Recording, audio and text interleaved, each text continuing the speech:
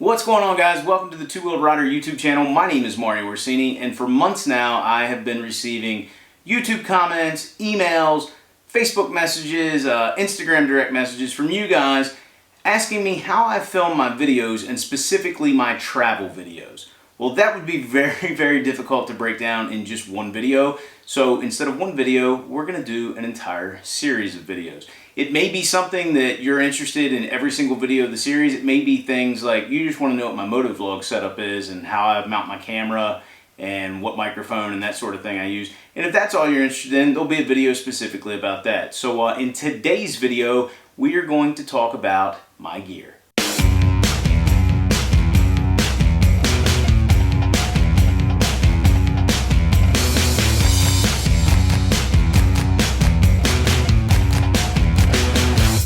So when it comes to this video series, chances are this will end up being the most watched video. If not my motovlog setup, that one might end up beating it. This will be one of the most watched videos, and unfortunately it'll probably also be the least useful video, but everybody wants to know what kind of gear are you carrying on your bike, how are you getting all these shots and stuff you're doing, so I'm going to break that down. It is somewhat important. I'm going to show you the different types of cameras I use, the different types of mounts and things that I use. I'm not going to show you how I use them today. I'm going to break that down in another video of how I mount things on my bike and pack them and all those sorts of things.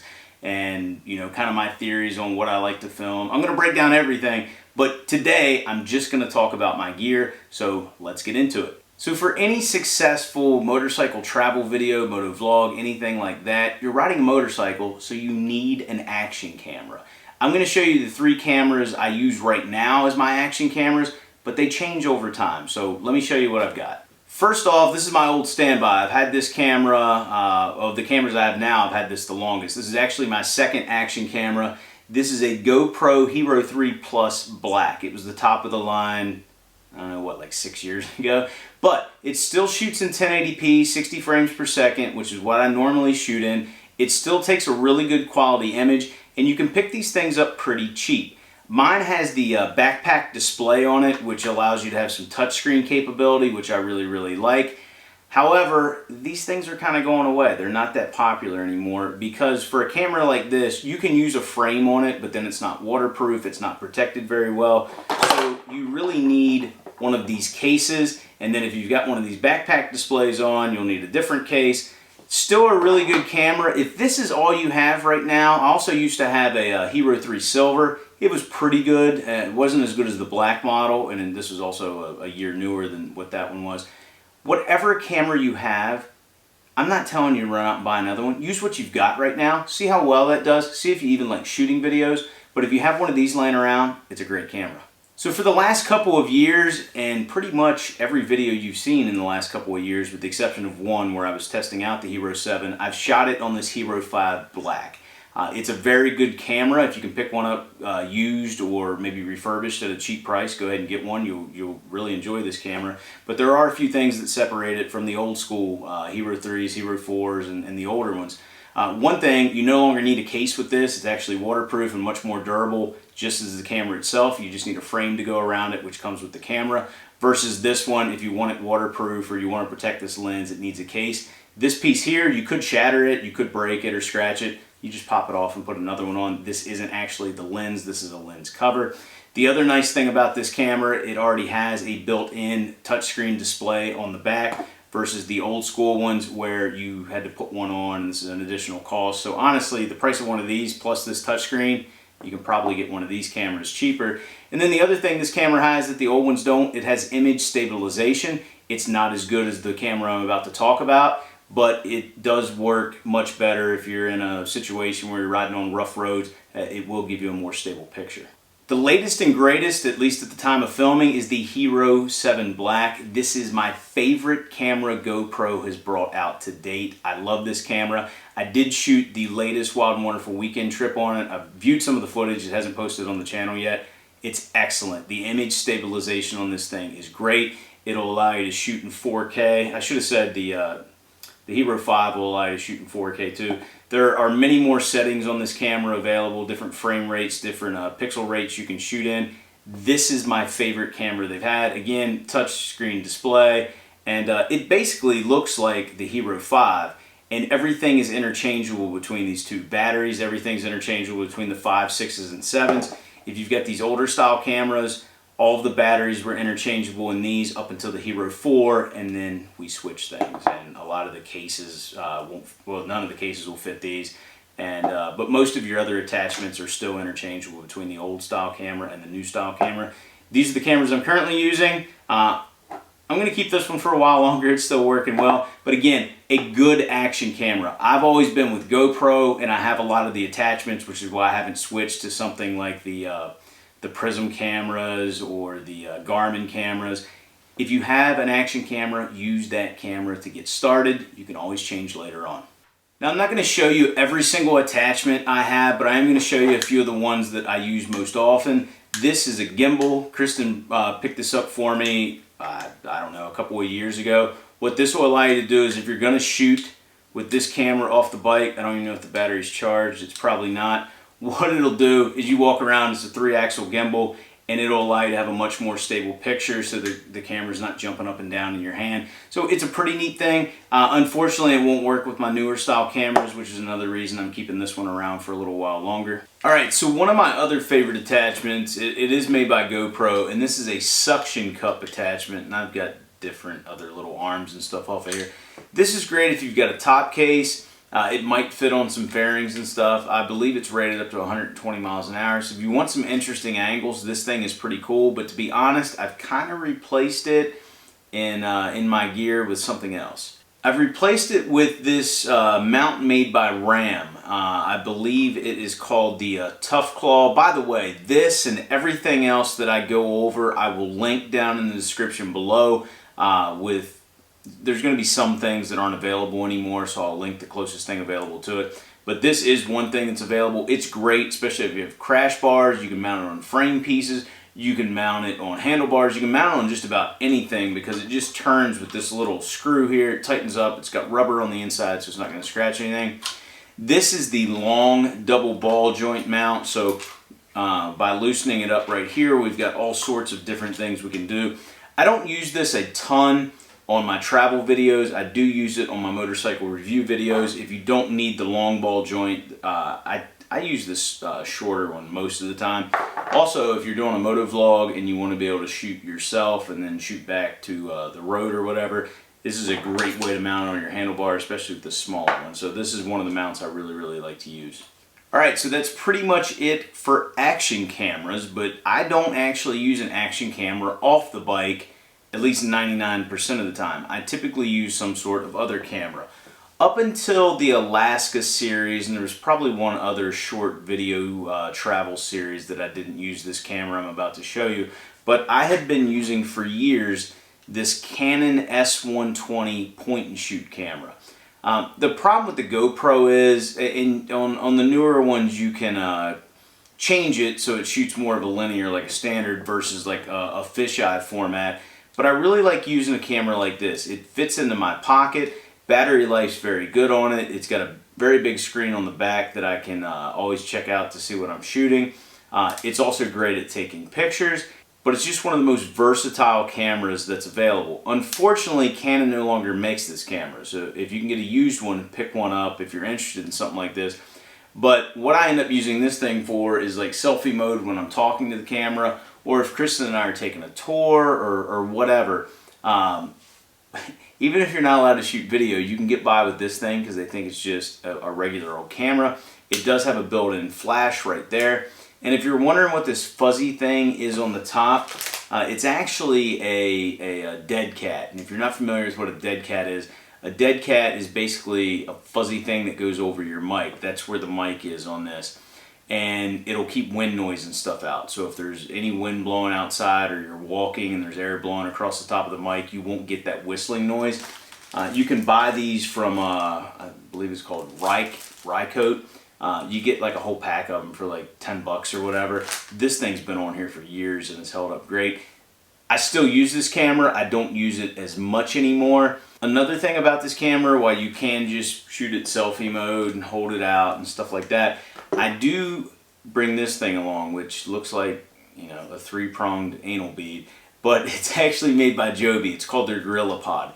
This one's made specifically for smaller point and shoot cameras. I also have this attachment, which I'll talk about in a minute, that I use to connect my iPhone, or you can connect any smartphone. It's adjustable. The nice thing about this is it serves as like a selfie stick basically, but the other cool thing is you can set this up as a tripod. I have used it to take pictures, whether it's on my iPhone or on this on like the time delay, by mounting it around like fence posts or fences or the bike or whatever. I use these things all the time. They do make different sizes. Like I said, this one's for the point and shoot, and I'll show you the other one I'm using on the camera I'm about to talk about. Alright, so let's talk about my Canon M6 here for just a minute and why I decided to go away from a point and shoot and go to the M6. The main reason is there's much more versatility to the camera. It's not quite as big as a DSLR because it's a mirrorless, it's a little bit smaller, and it gave me the ability to put an external mic on. I'm using this Rode video mic. Love this mic. Yeah, it looks a little weird with the dead cat on there, but it does an excellent job of not only filming, it does an excellent job of collecting audio, and I don't really have to worry about wind noise, and I can be a little further away from the camera and still get crystal clear audio. It does have a cool flip-up screen on it, but with the microphone on there, it doesn't do me much good. There is a newer one out called the M50 that'll shoot in 4K, and the screen on it flips out from the side, which is nice, but again, this camera's doing a really good job, and I don't see the need to upgrade at the moment. The other cool thing about this camera is the lenses are interchangeable on it, so I can get totally different looks. While I'm still using the kit lens right now, I can switch lenses out, and Canon makes a ton of lenses. The other nice thing about that is there are M lenses, and then there are their standard DSLR lenses. So the M lenses do usually cost a little bit more, and there aren't as many to choose from. However, you can get one of these adapters, and you can get one from Canon, or you can get this one that I got off of Amazon, which is much cheaper, and by popping this on your camera, you can now basically use any Canon lens available, whether it's one of the M lenses or one of the standard lenses. With this adapter, you can put one of the standard lenses on, and I want to say this thing was around, I don't know, 30 bucks or something. So the one big negative of the M6, while it's not DSLR size, it is much bigger than a point and shoot camera, so sometimes I will still use the point and shoot, but the quality of video I get out of the M6 far exceeds the little bit of a nuisance it is and the little bit extra space it takes up. So been really happy with this camera, and I think it has made the production quality of my videos just a little bit better. Alright, so next up is my drone. Totally unnecessary for those of you just starting out, but a really fun thing to have just the same. This is the original DJI Mavic Pro. The thing I like about this is how small it folds up. They've since come out with other models. I don't remember the names of them. One of them's really small and doesn't shoot footage near as well as this one. There's another one that's smaller than this one and shoots nearly as good of footage. And now they've obviously updated this one as well. We've got the Mavic 2. One of them's got a zoom. One of them's got something else. I don't know. I'm not going to continue to try to stay up to date on the latest and greatest of everything. I go broke trying to do that. This one still shoots 4K, 30 frames per second. It's got a pretty good sensor on it. And like I said, the reason I like this one, you can buy the regular DJI drones and, you know, save a lot of money by buying a larger one, but it's not going to fit on your bike, where this one folds up nice and small. I want to say it was around $1,200, $1,300 when I first bought it, but that was with additional battery packs and a bunch of other items that came along with it. And I believe, yeah, I have the carrying case down here. So this is what goes in the top case of my bike with 3 battery packs, all the chargers, and a handful of other items. So really like this drone. You do need some sort of smartphone in order to operate it. This is the control device, your smartphone. I'll show you here real quickly. This pops out, your smartphone goes down in here, and that is your screen to view it, and then these are your controls. I've got a little cover thing on it. These are your controls to control it. Obviously, I do use my drone in my travel videos, but when it comes to the amount of minutes that you actually see footage from, it's a very small percentage for a relatively expensive device. So just keep that in mind. Again, this is the gear I'm using just to show you guys what it is I've got. Alright, so just a couple of other items that you're going to need. Now, I'm not going to discuss computers in this video. I may not discuss computers at all. We'll see. But you are going to need some external hard drives. The more footage you collect, I've got like 12 or 13 of these things, anywhere from 1 gigabyte up to, I think 4 gigabytes is the largest I have. They're relatively inexpensive now. You can get like a 2 gigabyte external hard drive for less than $100 now. So You are going to want them though to back up your footage. Just keep in mind, any piece of footage you have that you want to use, make sure it is backed up, because these things will fail. Memory cards will fail. You want to back everything up, so if the worst thing does happen and you do lose the footage, you have a backup of that footage. A couple of other things I haven't shown, but if you're going to use a mic on your helmet, go ahead and get yourself some of these little silencers or windscreens. They're invaluable devices. Also, another thing, sometimes you're going to come back and the audio of your footage isn't going to be quite what you thought it was going to be.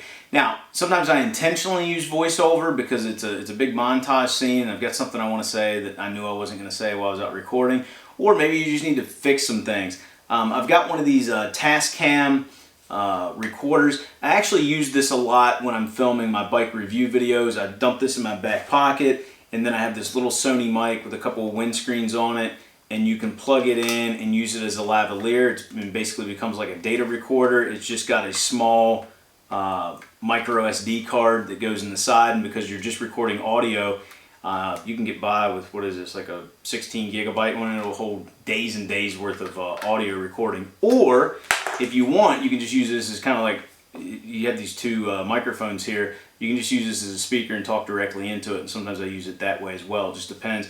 These are probably around $100 or something. Very, very good device to have. Again, not totally necessary, but as you get more into making videos, it may be something you might want to consider. And then finally, the camera everyone forgets about, your smartphone. Mine, I'm still on the iPhone 7, so I think it shoots like 1080 at 60 frames per second. Now they've got phones out that are shooting 4K at 60 frames per second, slow-mo, all kinds of crazy things. I've used this camera, or used this phone as a camera before in my videos. For one thing, the iPhone 7 is waterproof, so I think that scene in Louisiana a couple of years ago, was it Louisiana? No, Memphis. We were coming back from Louisiana. Kristen and I got rained on coming back from actually shooting some drone footage, and I didn't want to pull out my expensive camera, so I just pulled up my iPhone and just selfie moded it, recording off of it. These are very, very good video cameras and good cameras for taking pictures. So it is something to consider. There's an old saying that the best camera, or when people ask what the best camera is, it's whatever camera you have available. And most of us carry one of these around, so why not use it? So just to wrap up this video on my gear, if I were to tell you what is the bare minimum of cameras or equipment to have, first off, I would say you need an action camera, like I said at the beginning. If you're going to be doing this type of filming, you need an action camera. It doesn't have to be a GoPro, but you need an action camera. The other thing I would say, and it's kind of tough here, if all you can afford is an action camera, then an action camera and a smartphone. And I know these things are expensive, but I'm just going off the fact that most of us have one. This will get you by. Otherwise, I would recommend picking up one of these point and shoot style cameras. They do shoot very, very good video, and what's nice about them is most of them have a bigger screen on the back of them versus the GoPros that some do have screens, and then wherever the other one went, I'm not sure right now, it doesn't even have a screen on the back of it. So it'll allow you to set up shots and stuff on it. It's very nice to carry around for when you're shooting off of the bike. That's what I like about it. Couple that with one of these Joby Gorilla Pods, and you've got yourself a great camera to record video that doesn't take up much space. And let's be honest, space is very, very valuable on a motorcycle. Battery life's very good on it. In fact, that's one thing I didn't mention. You need backup batteries for all these things, but I'll talk in more detail about that in an upcoming video. But these are great little cameras to have versus, the one I'm recording on right now. It's a good camera, but it's also a much more expensive camera where you can probably pick up one of these for less than $300, and it's going to last you a really long time, and they're durable. I've dropped these things. Otherwise, if all you can afford is the action camera and you don't have a smartphone, this is okay, but I would change some settings back to like linear mode on this so you don't get the whole fisheye effect. But the mics and stuff on these, while they've improved, still aren't as good as like the built-in mic on a point and shoot camera. So if you're just starting out, action camera, point and shoot camera, but if you can't afford it, iPhone. That should be all you need to get started. In fact, the first, 2.5 years on this channel making videos, these are the two things that I used. Obviously not the Hero 7, but you get it, a GoPro. So anyway, guys, that is what I carry in my gear bag, so to speak, or at least the gear I have available to me in order to shoot these videos. So I hope you guys enjoyed today's video. If you did, please give it a big thumbs up. If you're not a subscriber, consider hitting that subscribe button, because if you like motorcycles, this is the place to be. If you have any questions about my gear, let me know down in the comment section below. Everything that I possibly could, I found a link to, and hopefully I titled it well enough so you understand, what I just showed you. But you can find a direct link to that down in the description below. Hope you enjoy the rest of the series that's coming up. And as always, I'll talk to you again soon.